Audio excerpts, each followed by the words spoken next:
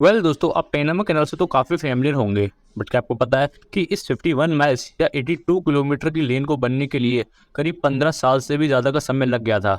तो आखिर क्या कारण था इस छोटे से प्रोजेक्ट में डिले होने का? इसको जानेंगे हम इस वीडियो की मदद से।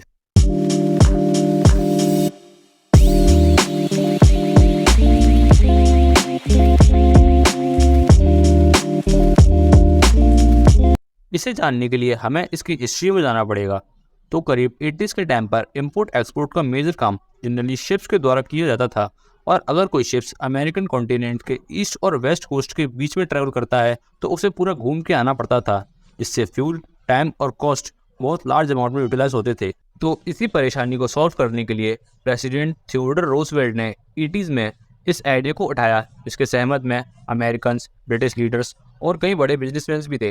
तो 1881 में इस कॉन्ट्रैक्ट का प्रपोजल एक फ्रेंच कंपनी को दिया गया, जिसमें अटलांटिक ओशन को एक कैनाल से पैसिफिक ओशन तक जोड़ना था।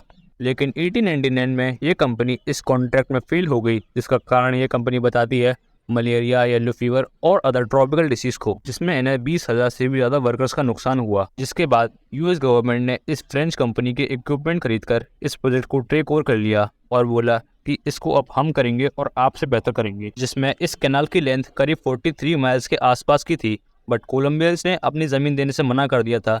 इसलिए इस प्रोजेक्ट के रूट को बदलकर 51 माइल्स का कर दिया गया और इस कैनाल का कंस्ट्रक्शन 1903 में स्टार्ट कर दिया गया और 1914 के एंड तक, यानी 10 साल के अंदर इस कैनाल का कंस्ट्रक्शन कंप्लीट हो गया। इस कैनाल के बनने के बाद जो शिप 8,000 न्यूटिकल माइल्स यानी 15,000 किलोमीटर का डिस्टेंस ट्रेवल कर साउथ टू नॉर्थ जाते थे, अब वे अपना 3,000 न्यूटिकल माइल्स तक का डिस्टेंस सेव करने लगे। अब यहाँ तक की कहानी तो सबों को पता है, लेकिन इसके बाद की कहानी किसी को नहीं पता। तो इसके बाद की कहानी ये है कि जो फ्रेंच कंपनी का फेलियर रहा, उसमें नियरली 20,000 से भी ज्यादा वर्कर्स की जान चली गई थी और करीब जो $1 मिलियन की कैपिटल लगी थी वह भी वेस्ट चली गई थी। चलो, यह नुकसान तो पैंडेमिक की वजह से हुआ, इसको ना भी गिने तो यूएस गवर्नमेंट वाले प्रोजेक्ट में करीब 5,500 लोगों की जान चली गई थी और हजारों की तादाद में लोग परमानेंटली इंजर्ड हो गए थे।